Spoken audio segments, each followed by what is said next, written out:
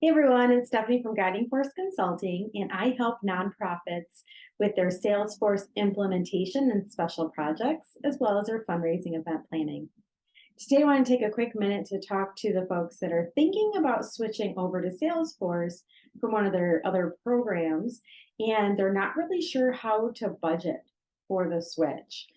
If you have to submit a budget request before you can pursue switching, it can be a little cumbersome to figure out exactly what's involved and what you need to submit. So I'm going to start with the Power of Us application.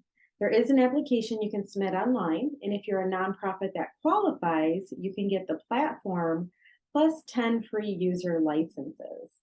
And this is a great place to start to see if your nonprofit qualifies for this program. If it doesn't, you do want to reach out to the Salesforce team and find out what your cost would be to pay for the platform and the licensing. If your organization does qualify, you need to determine if you're going to have more than 10 people using the system at any one time. And don't forget, your implementation partner will need a license for a short period of time. And any integrations that you're using may require a special license just to set it up so that way the automations go without changing if staff come and go. So you may have to tie up a couple licenses for different reasons in the beginning. If you are going to go over 10, reach out to your Salesforce team, even if you're just in the initial prospect phase, and find out what that cost will be for your organization. Step 2 is working with a Salesforce implementation partner. Every partner charges a different price, and I've seen them go anywhere from $5,000 to over $100,000. So you want to shop around and find the right group that fits for your organization's needs. That will be a big piece of your budget.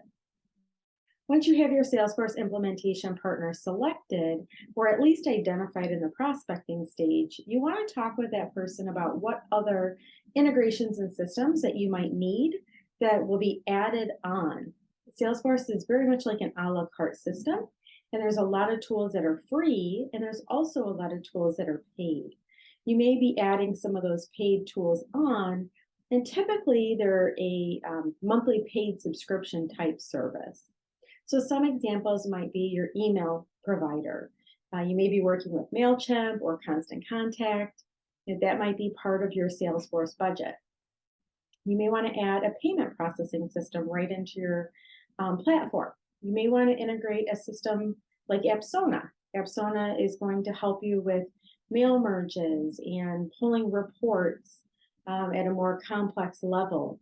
So that would be an additional cost. Maybe you're creating custom forms that you want to put on your website that integrate directly into your Salesforce system. So there's lots and lots of integrations, and those are going to be determined based on what your needs are.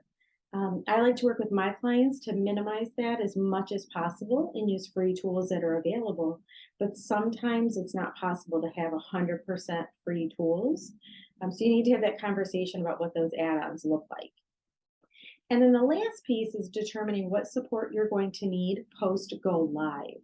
So do you need a consultant to stay on and help your team with training, with ironing out any bugs and customizations later on? Or do you feel super confident that your team is tech savvy and will be good to go after implementation? That's something that you probably want to discuss with your implementation partner and find somebody who's very realistic and honest with what to expect. Once you have those three major components identified, you can then start to build a budget and identify what it's going to cost just initially, and then what it's going to cost annually for you to switch over to your system.